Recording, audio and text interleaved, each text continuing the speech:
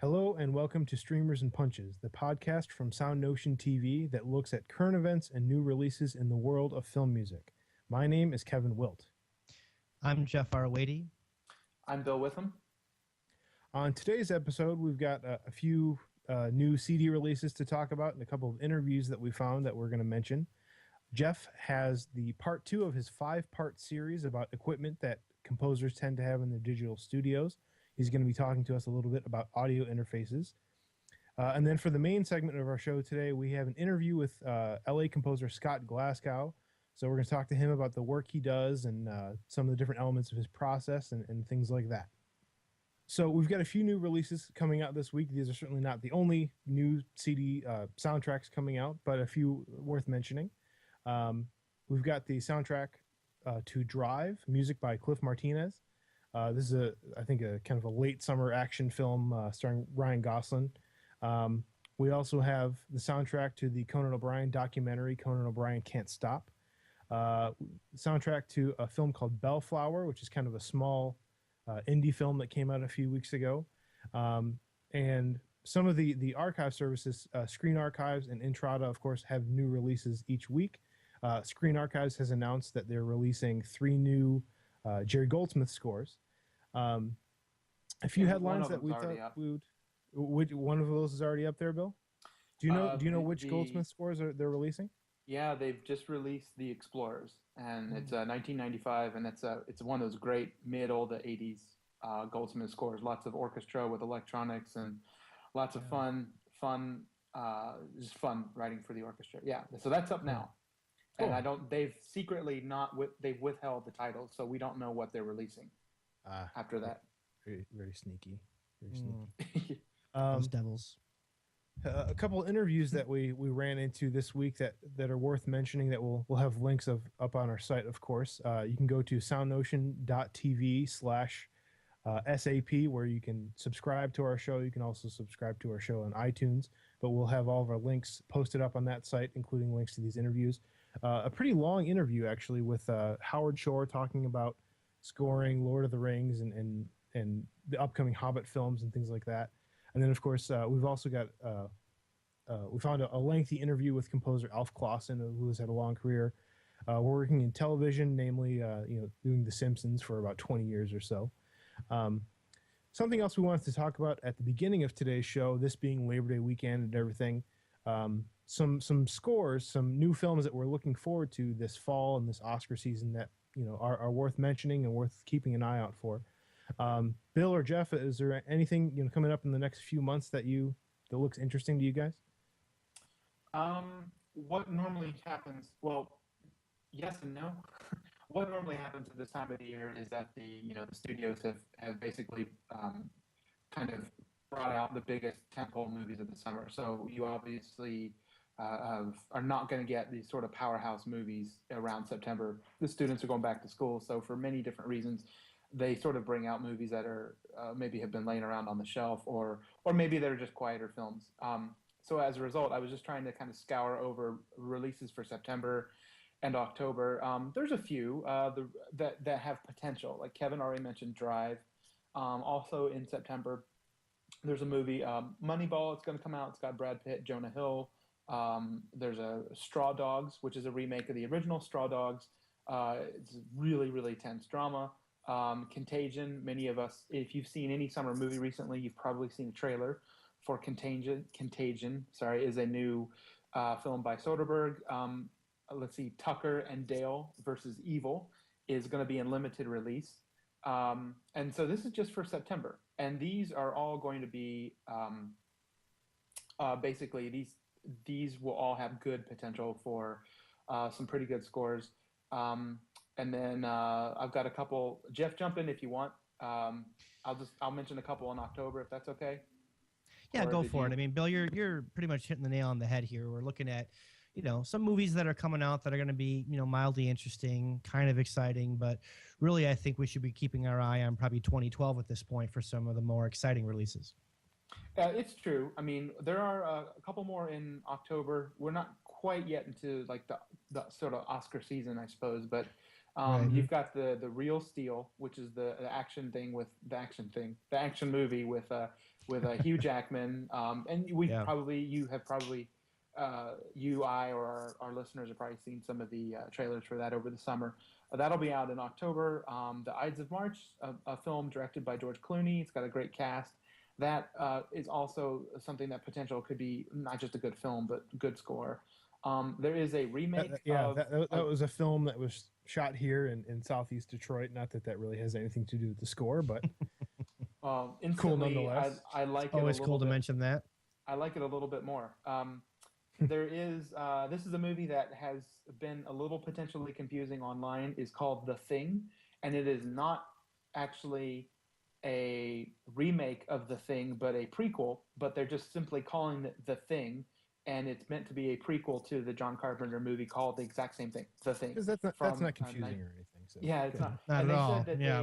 they were going to call it Something as a prequel title, and then they just said that was stupid, and they pulled that. That'll be out on the 14th of October. Let's see, the Footloose remake. That's mostly probably going to be song driven. And I think there was maybe like one or two more. Three Musketeers will be out. Yeah, so it's the Three Musketeers 3D. I mean, it's in 3D, so take it or leave it. Yeah, exactly. How appropriate.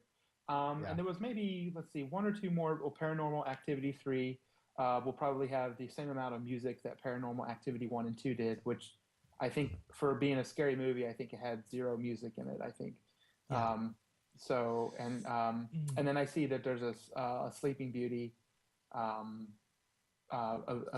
a remake or a version of Sleeping Beauty to come out in late October. So that's basically kind of a sum up for the next couple months of some prospective scores to look out for. Right. Yeah, and I think once we get a little closer to November and December and kind of into Oscar season, there will be probably some more exciting scores we might be able to kind of dive into a little bit. Yeah. Last week, Jeff gave us the first part in a 5-part tech segment series. He talked a bit about computers. Today, Jeff, you're going to be talking about audio interfaces. Is that right? That's correct. I talked about computers last time being sort of the center plexus, because that's where you record your audio. That's where your software is. But almost just as important is the audio interface, and it's a piece of gear that is basically like an outboard sound card. We've all seen sort of sound cards that are in our computers, but this is an external sound card. It can plug in with USB cable or FireWire cable. And what it generally does is it becomes sort of the conduit for where analog audio comes in and gets converted. So I want to talk about that process just a little bit. There's two major things that your audio interface does. It converts analog to digital, and it converts digital to analog. So a classic setup is a microphone, something like this. So you have a microphone that's plugged into your audio interface. When you speak or sing and do anything like that, that's considered an analog signal, something you can hear. Well, then it hits your audio interface, and the audio interface converts that to digital information, which can be stored on a hard drive or can be used in your sequencer. Then when you edit it and you want to hit the space bar or whatever to have it play back, what ends up happening is the digital information on your computer hits that audio interface and then has to get converted to analog to come to your headphones or to come out to your speakers. It's a really important part of the studio because the quality of your audio interface directly affects the sonic quality of the audio that you're creating through that conversion process.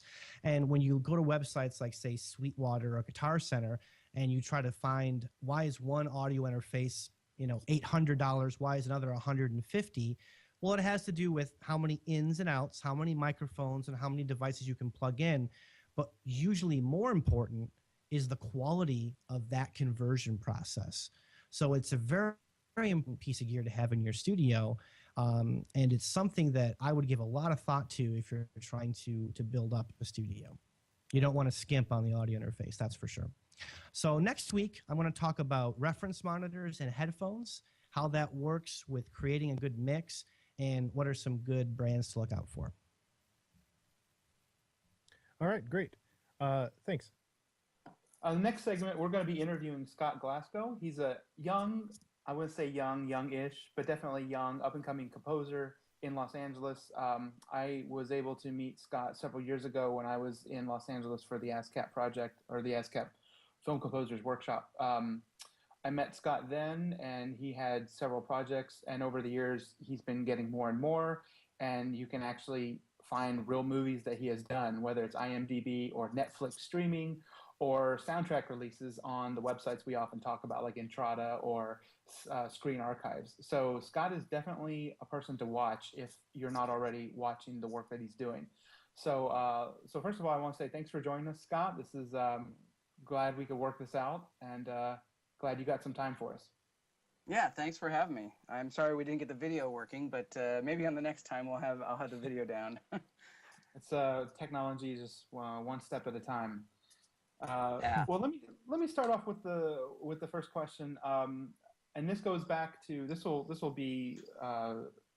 go back a ways. I know because you had mentioned to me that you had participated in, I believe, the Aspen Film Composing Workshop, and I think at the time, I think it was John Corigliano and maybe Jeff Rona that were there. Correct me on whatever details I have wrong, but I just wanted you to talk a little bit about what you got out of that experience, and what was good, what was cool about it, what was good and bad. Well, the Aspen Festival is fantastic. It's a classical music, generally speaking, classical music summer program, and also it's not just a school. They call it the Aspen Music Festival and School, and the school part of it is the part that I was involved in. And they started a film music program, I want to say about 8 or 9 years ago, and then they bring in big composers. I understand John Williams was there one year. I understand Howard Shore was there one year. The year I went, John Corigliano came and talked. And the great thing about that is I had already studied with Corigliano in San Francisco, classical music. But when he came this time, he brought scores from Altered States and Revolution and Red Violin. Considering he's only done 3 scores, it was kind of cool to be able to see those 3 scores. Yeah. There was a follow-up to this. The next year, I did go back to work the program. They asked me to run the electronics lab and for the film composers. And Bruce Broughton came out that year, so I got to know Bruce Broughton pretty well at that point. Cool. Yeah. So it's Bruce a great Broughton, program. as our You get to listeners record will at the know, has orchestra been on the twice, show. also. Yeah. Great. So for a young Great. composer to get an opportunity to record with David Zinman's orchestra of, I don't know, somewhere between 90 or 100 players is fantastic. Wow, Yeah. that's great.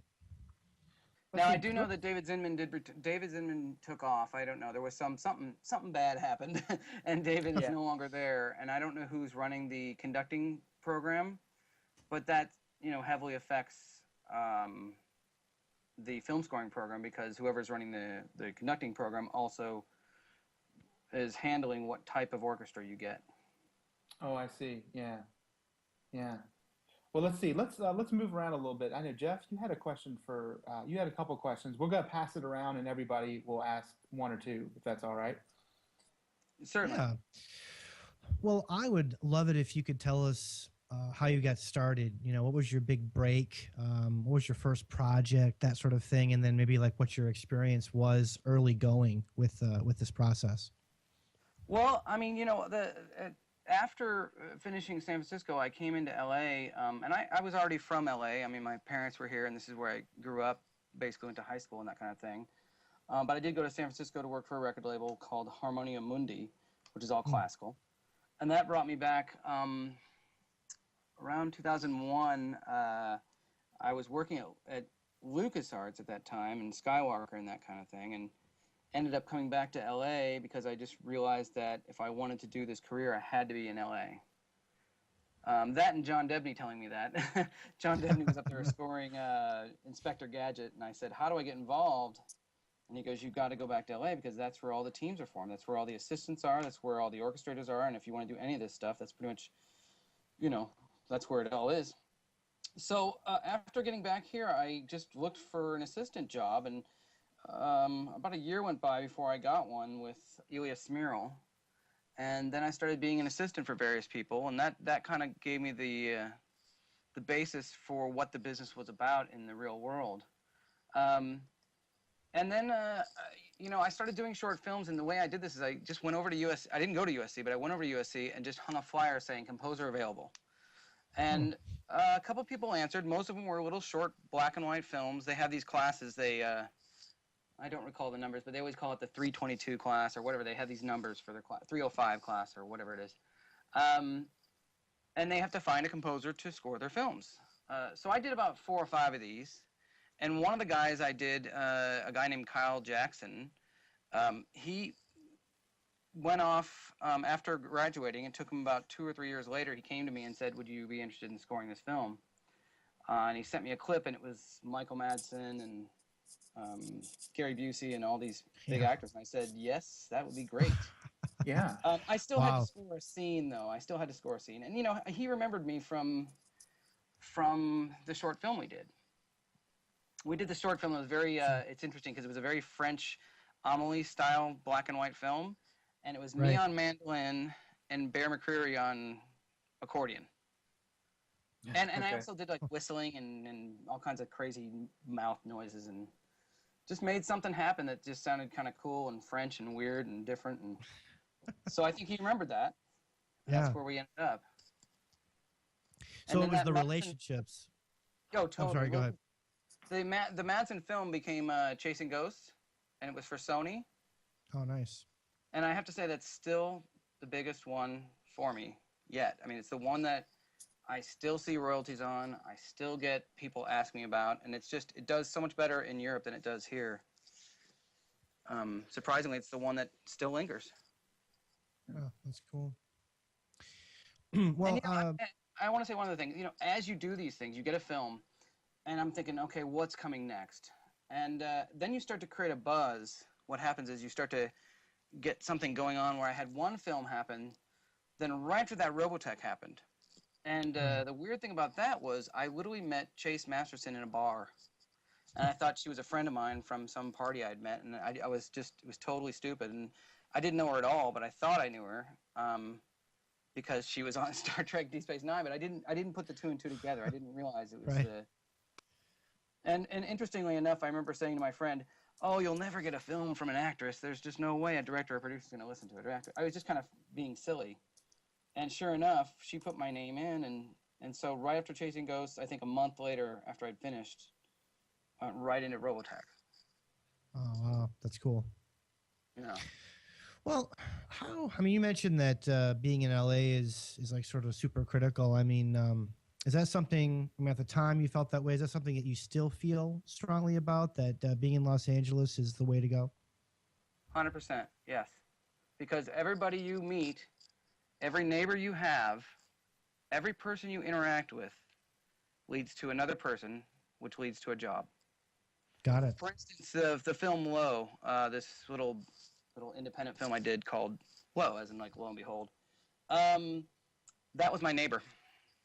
Wow. It was the building manager, actually, and she would come over knocking on my door saying, shh, you gotta be quiet. Like I was working on another project, and she would be the one kind of coming over and being the bearer of bad news, telling me to turn it down when it was getting late. But she became a producer.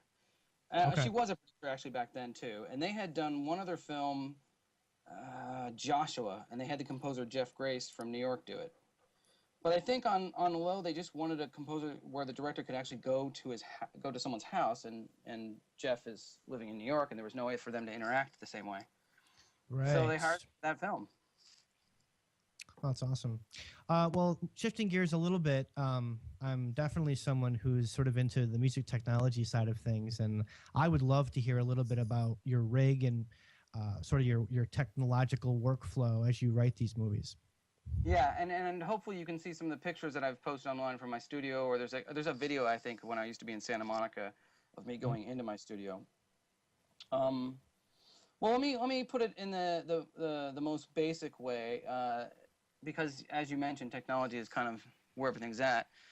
Right. I've literally got 2 Mac Pros, one that hosts samples, and one that is my main work computer. Okay. My sequencer or whatever, Pro Tools. And the work computer is an 8-core. The sample computer is a quad. The sample computer has 32 gigs of RAM. Right. The the 8-core only has 20, which that's still pretty good. Right. They're connected to an Apogee Ensemble. When I say they, I'm sorry. The 8-core is connected to the Apogee Ensemble. And I also have an Apogee Big Ben. And that's pretty much it. I do have 10 drives, and I do have a lot of samples, and I do have a lot of gear in that way. What are some of your favorite sample libraries? Oh, I tell you, man, there's something that just changed my world last night. Over the weekend, I bought Spitfire Albion, and I am absolutely blown away. I was basically, instead of trying to write with this new software or these new samples, I literally just mocked up a piece by Goldsmith, Capricorn 1. Okay. And I've only done the first 8 bars, but it's almost indecipherable. I'll have to post it for you guys. I'm actually great. completely shocked at how, I mean, it's exact. I mean, I could almost post it and say, okay, everybody, which orchestra is this? And play a little joke on everybody and see how many people guess various orchestras. Could you say the name of it one more time? Okay, the company's called Spitfire Audio. Okay. And the samples are called Albion Orchestra. Got it. I'll check that out. The thing about Spitfire is it's Christian Hansen, who's a European composer. He had a couple of releases on Movie Score Media. I can't remember what the names of them are. But basically what they did is they created a custom private library. And it was $30,000. Wow. And if you get invited, you can buy it today. Of course, I don't have $30,000 to spend on samples, and I don't know many people who do. But you can buy them if you're invited. And it's fine. I mean, they only have so many professional composers they invite to do it, and they sent me the price list, and as I just told you what it was. But this, in the last couple months, I think it was a month and a half ago, they released this library that you can buy now, the one I mentioned, the Albion. And what they did is they recorded the LSO with tape, not with digital, then digitized that. So it's got kind of not wrong notes, but it's got this kind of edgy, natural sound to it. Yeah.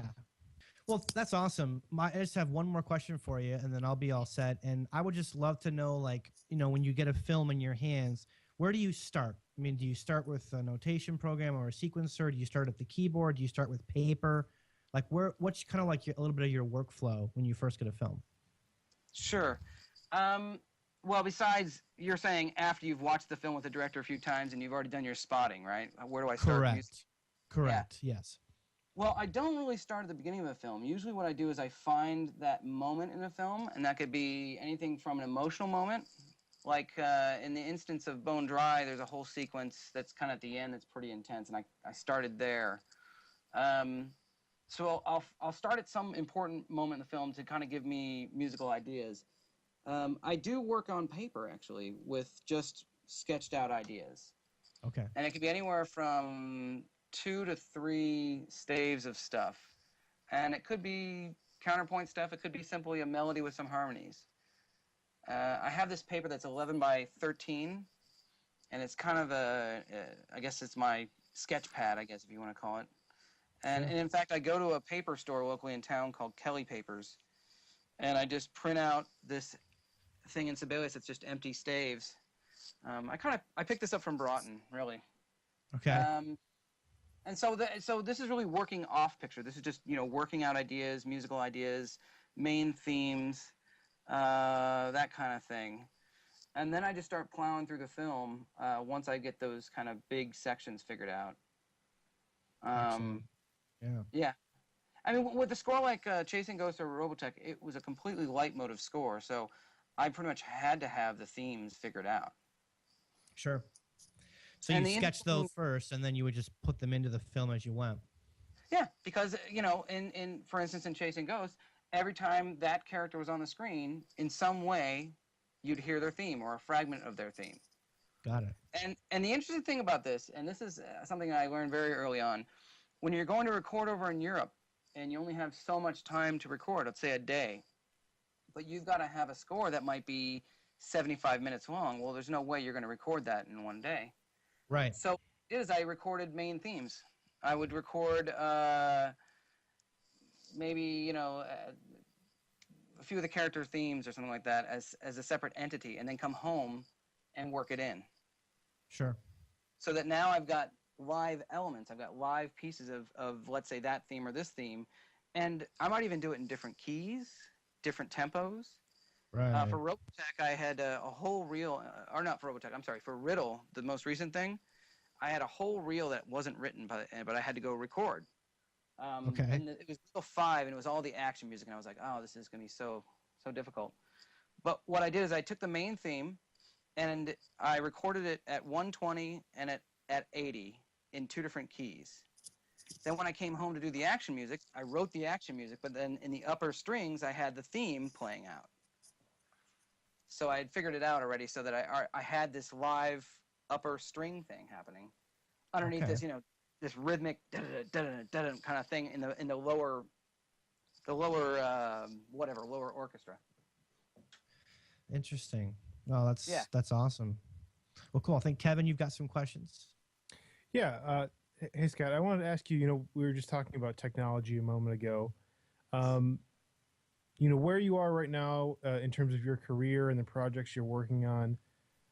You talked a little bit about how technology fits in with working on the film, but do you find yourself in situations where you're using a lot of these samples and other types of technology on the finished product? I mean, how does that play into the mix, or do you basically are you still, are all the scores you're doing still being recorded by live musicians? No, it's been a hybrid since the beginning. It's been even when it's not supposed to be. Robotech is the biggest example of that. I've had to blend in samples with live, and I got to be honest, I don't really like that. To me, it's fake orchestra being faked, which seems cheap to me. Yeah. It really pisses me off, and it's just it has to do with money and budget and trying to get through projects where you've got enough to have one day with an orchestra, and it might be just strings, so how do you Right. deal with your brass and everything else? But percussion has been fake it has been fake through the beginning. Piano and harp I've never had really live. It's just the nature of our beast, and now with this Albion thing, I mean, seriously, I'm even questioning it, because it's a lot of work when you've got a very limited budget to prep a score, get all the parts together, fly over to Europe or do a remote. You're adding a whole 2 weeks to whatever you're doing to your schedule. Sure. Just to do that. And because you can't, be like Horner and hire 20 people, you've pretty much got to do it all yourself or with friends that you've had come in and help you out. And it just becomes very difficult to do these live projects unless you've got the budget to support it. Now, the way you work, I mean, certainly I understand that, yeah, it can take a while to do the prep work and stuff. But I would imagine if you're going to do basically, a hybrid or a full mock-up for the final product, I mean, that takes a certain amount of time as well, too, right? Yeah, definitely. However, we all get faster at it. Sure. The biggest change for me is I'm kind of phasing out Digital Performer. I've been using Digital Performer for probably 15 years now, and I just found that where we are with Digital Performer and where I need to be is not congruous. And I started checking out Cubase. In fact, I bought Cubase. I've had Logic, but that program drives me completely bananas. It's just such a headache. And then I sequenced in Pro Tools too. I've done some sequencing in Pro Tools just as a way to try out all the players. And I think Cubase for me is the best. And I mean, I don't know how many of you guys are doing all this stuff with the technology, but VST3 with Vienna Ensemble Pro is the way to go. You have one Vienna Ensemble that hosts your entire orchestra. You can have 32 contacts in there loaded up completely with everything you'd ever need in one instance. Yep. And with audio units and VST2, I think it was, you had to load one Vienna Ensemble per contact. And that just slows the whole systems down. Sure. Right. Sure. Yep. You mentioned that a lot of your scores, or it sounds like most of them, end up being this sort of hybrid orchestra thing, and it certainly seems like you're not alone in that. I think a lot of the scores you hear, even the big budget scores, tend to have that kind of sound. Is that something you're finding as more and more scores are being produced that way, that directors and producers are now asking for that sound a bit more? It's kind of, I mean, I guess what I'm asking is, it's sort of a chicken and the egg scenario. Is how do you find that happening in terms of stylistic suggestions by directors or producers? Well, it's really hard to generalize with any directors and producers. Some are very sophisticated and say, you know what, Scott, do your thing. You're my music department. I don't know what you're going to do, and I don't really care how you're going to do it. Just make it good and go do your thing, which they probably said the same thing to the costume department. Said, you know what, costume director or costume designer, you do your thing, and then they'll come in and they want to hear things and they want to make comments, but they're not getting into the nuts and bolts of things. However, I did have a project come to me last year or so where the guy walked in and said, I know you can do a fake orchestra without any kind of live, so don't even ask me about live budget. Wow. Wow. He just literally started that way. Wow. And then the irony of that is I didn't get the film, and the guy who did went and recorded some live stuff here in town. So, hey, it's a weird thing. Yeah. But there's another thought here. I think that's where we are now. Musically speaking, we are no longer just pure orchestra. And my illustration here is very, very clear. I teach a class at UCLA in film scoring, and we're going over Danny Elfman. And one of the things I discovered in this last go-around with Danny, as far as stylistically, if you look at his early career, the very first movies, there's no orchestra. Pre-Batman, there's no orchestra. Right. You get to Batman, and you get pure orchestra. And that follows all the way through till about...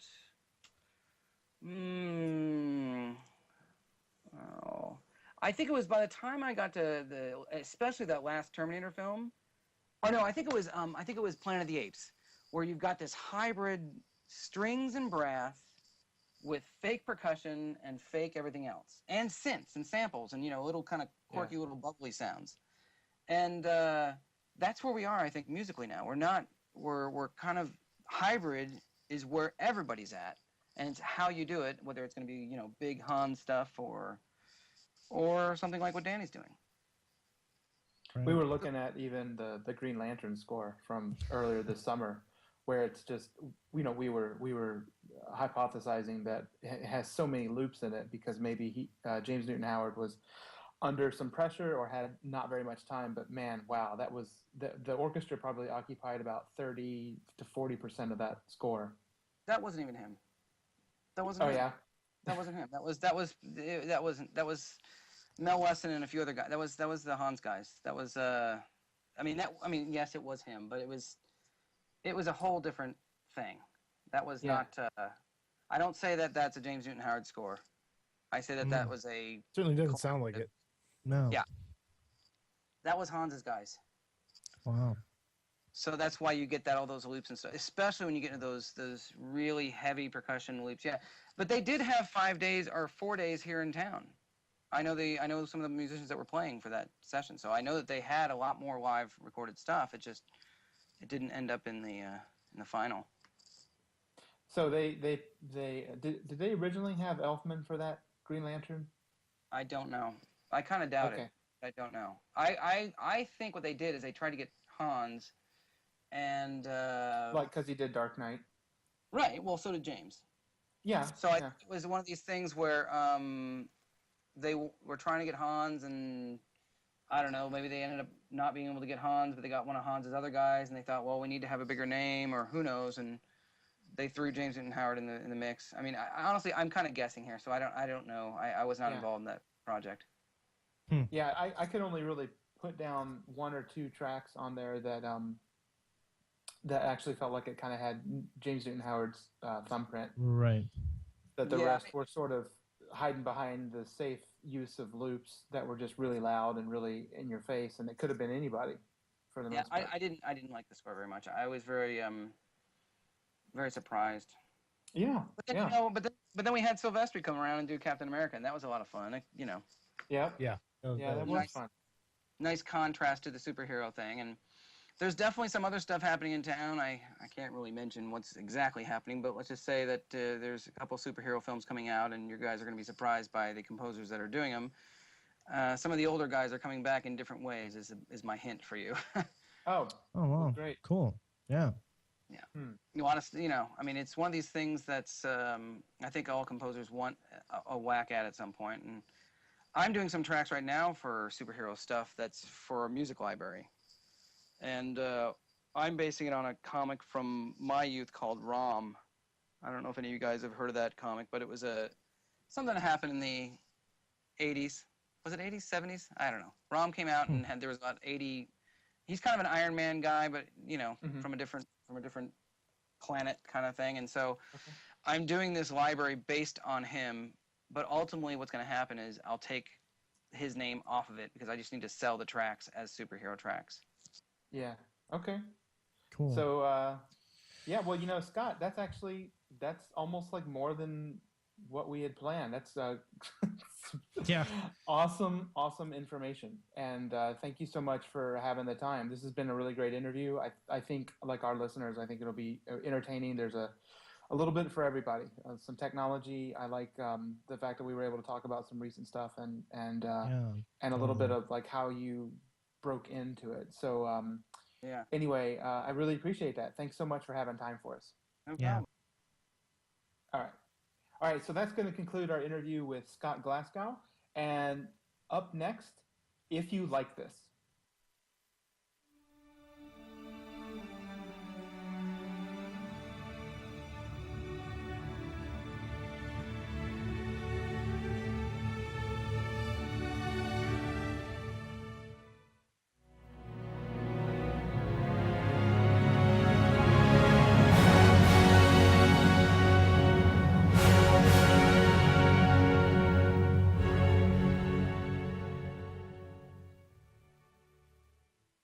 All right. You may have recognized some of those excerpts. Those are from the movie Gladiator by Hans Zimmer. Now, when that movie came out, one of the first things that a lot of film score fans and just music fans in general noticed was that one of the perhaps sources of inspiration, or could be one of the sources of temp music, was the piece Mars from Gustav Holst's The Planets. So I want to completely avoid referencing that piece aside from the mention I just made of it and go for a source that I think most people missed, and that is Wagner, as in Richard Wagner, or if you're going to pronounce it the American way, Richard Wagner. And he is the German composer who's most notable for not only writing operas, but he wrote a staggering set of 4 operas called The Rings of the Nibelungen, or Der Ringes des Nibelungens, something or other in German. And basically, these are really long, epic musical stories that are full of themes and that kind of pave the way for a lot of modern day film scoring, particularly with other epics like, say, Star Wars or Lord of the Rings. I want to play a little bit from the very opening of the first opera in the Ring cycle, which is called Das Rheingold, or the Gold of the Rhine. And I think you'll hear some similarities to the excerpt from Gladiator that we just heard.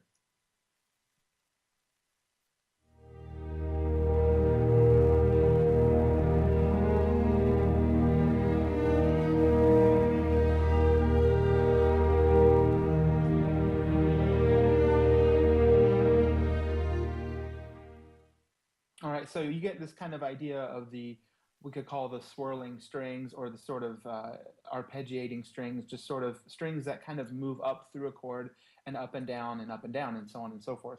The music by Wagner has actually been used and lifted and just used verbatim in movies before, like the New World by Terrence Malick, for one example. But you may say, well, I don't know if that's clearly a source of inspiration, and that's fine, but there are some similarities with the excerpt that we played earlier. But what Gladiator as a score is most known for is kind of this aggressive, very dark, brooding, at times percussive score. It's very dramatic. And Zimmer, as most of the music that he has orchestrated, favors like the low brass and the low strings, and often Lisa Gerrard's vocal. Now, we can't go into another piece of music that has something as obviously similar as that. But what I wanted to share That's another is that show. another what's that? That's another show. That's another show, exactly. What I wanted to look at was the some of the dramatic underscore from Gladiator. What we're going to look at here in just a second, and then we will close out with something that shares more than just a kindred spirit with it. So what we're going to look at now is an excerpt from the cue Barbarian Horde, and I want you to pay attention to the way that the rhythmic punctuations are made by the low registers of the orchestra, low brass, low strings, and listen to just sort of the gestures coming from the orchestra in general. All right, Dave, if you will.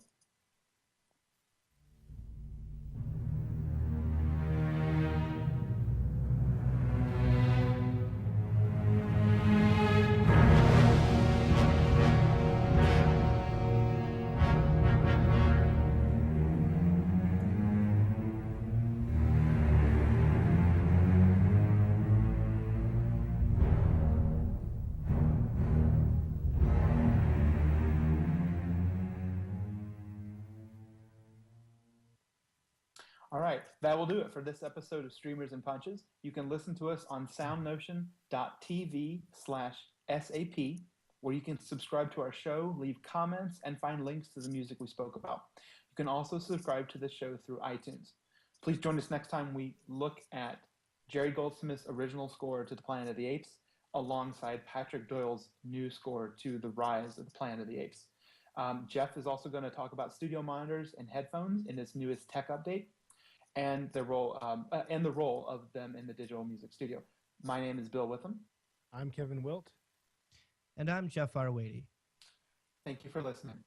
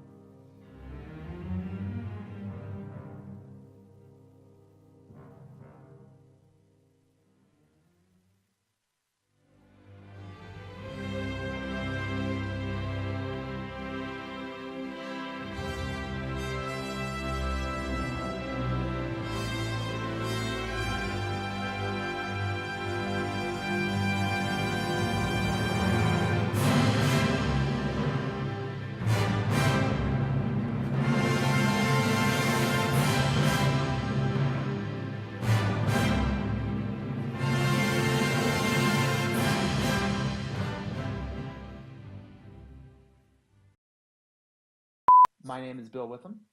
I'm Kevin Jeff Wilt. Arwady. We're going to try that again. I'm just going to start with my name, Dave, if that's okay. My name is Bill Witham. I'm Jeff Kevin Arwady. Wilt. Wait your turn, Jeff.